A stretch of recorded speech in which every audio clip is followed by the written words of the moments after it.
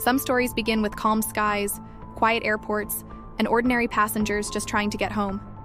Stories that, on any other day, would have ended without anyone remembering them.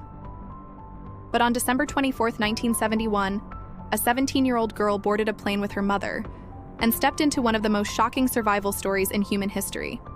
Her name was Juliane Koepcke, and this is the day she fell from the sky. Juliane grew up between two worlds. Her parents were German biologists living in the Peruvian rainforest, studying wildlife in one of the most dangerous ecosystems on Earth. While other children learned how to cross streets or ride bicycles, Juliane learned which plants could kill you, which insects carried venom, and how to stay calm in the jungle's endless chaos. These were lessons she never imagined would become the difference between life and death. That Christmas Eve, Juliane and her mother boarded LANSA Flight 508, a short flight filled with families traveling home for the holidays. The cabin was full of gifts, luggage, and excitement. Juliane had just graduated from high school. Her mother sat beside her, proud and joyful. But no one on that plane knew the truth. LANSA had a terrible safety record. Maintenance corners were cut. Inspections were skipped. Pilots had raised concerns that went ignored. But on Christmas, cheap tickets and tight schedules made everyone take risks they couldn't see. The flight took off smoothly, climbing over the Andes toward the Amazon basin. Juliane stared out the window at the green world below, a familiar place she had studied since childhood. But as the plane approached the rainforest, the weather shifted. Small clouds grew into towering thunderheads, black, violent, and living with lightning.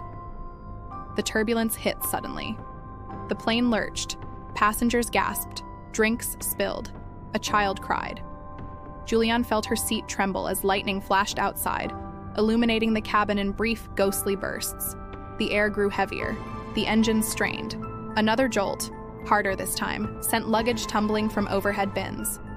Juliane grabbed her mother's hand. Then, in a blinding flash, a bolt of lightning struck the aircraft directly. The plane began to break apart. Metal screamed, people screamed louder. Juliane's mother whispered, "This is it." And the world exploded into white. Juliane did not feel the impact. She felt weightlessness, then cold air, then nothing. She regained consciousness in free fall. Strapped to her seat, spinning violently through sheets of cloud, she saw only flashes of green rushing toward her. Wind roared past her ears. The jungle was rising fast, too fast to survive. She fell 3,000 meters through the sky. Branches, vines, and leaves tore at her as she crashed through the canopy. The jungle tried to kill her. Then it caught her. She landed upside down, still strapped to the seat, buried in thick foliage and mud. The impact should have ended her life instantly. But somehow, it didn't. Juliane opened her eyes to silence so deep it felt unreal.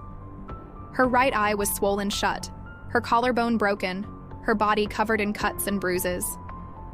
Her head pounding with shock. The plane was gone. Her mother was gone. Everyone was gone. She was alone in the Amazon rainforest. Juliane called out for her mother. Nothing answered but insects. She staggered through the trees, searching for footprints, debris, anything familiar. All she found was a single slipper and a bag filled with candy. She realized she had only two choices: move or die. A memory surfaced, something her father had taught her deep in the jungle. If you are lost, follow water. Water leads to people. It was the only plan she had. Juliane began walking, through heat so thick it felt like breathing warm water, through biting insects that swarmed her open wounds, through mud that grabbed at her legs like hands pulling her down. She walked barefoot, exhausted, and terrified. On the second day, she found bodies. 3 passengers still strapped to their seats. None had survived the fall. Her mother wasn't among them. She continued walking because stopping meant death. By the 3rd day, she found a small stream. The water was clean, drinkable, another lesson from her parents. It became her lifeline.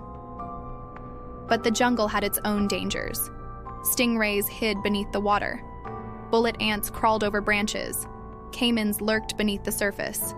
The nights brought unending sounds: growls, wings, movement. Still, she followed the stream. Her only food was a few pieces of candy. Her cuts grew infected. Her skin blistered from the sun. Her feet bled with every step. By day 4, her wounds were filled with maggots. Most people would collapse in terror. Juliane remained calm. She remembered something she once heard scientists discuss.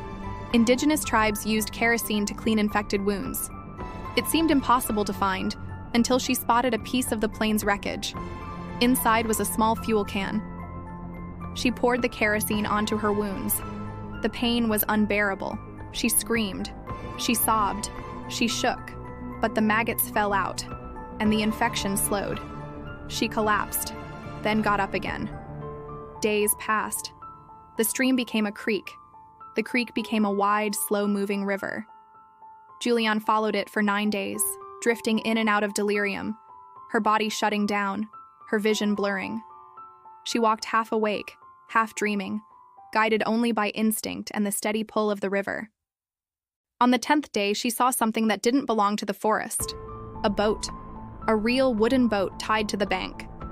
At first, she thought it was a hallucination. But then she saw footprints. A narrow path.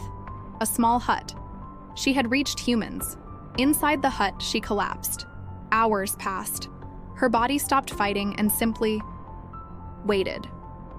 3 lumbermen arrived. She was so thin, so pale, so marked by insect bites that they thought she was a forest spirit. But when she spoke Spanish, everything changed. They treated her wounds with gasoline. They lifted her into their boat. They carried her downriver for hours. From there, she was taken to a village. From there, to a hospital. From there, back to the world she had fallen out of. Juliane Koepcke was the only survivor of the 92 people aboard Flight 508. She had walked out of the Amazon rainforest after 11 days alone.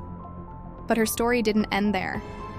Despite everything she lived through, Juliane did not let tragedy define her. She studied biology, just like her parents. She returned to the rainforest, not as a victim, but as a scientist determined to protect the place that tested her to the limit. She became a respected biologist and librarian. She published books. She spoke about conservation. She participated in documentaries, most famously one directed by Werner Herzog, a man who was scheduled to be on the very same flight she survived. Juliane eventually moved to Germany, where she built a quiet, peaceful life. She married a fellow zoologist. She continued her work far from the chaos of the jungle. She never had children, dedicating her life to science, research, and teaching. And yes, she is still alive today. A woman who once fell from the sky now lives a calm, private life, carrying the memory of the rainforest with her. She often says that she does not hate the jungle. She understands it. She respects it. She knows it is both beauty and danger intertwined. When she speaks about that day, she says something simple, almost soft. I survived so I could tell the story, and so I could continue my mother's work. The girl who fell from the sky never stopped moving forward, and the world never stopped being grateful that she lived. Follow for more true stories of the human spirit. Thanks for watching.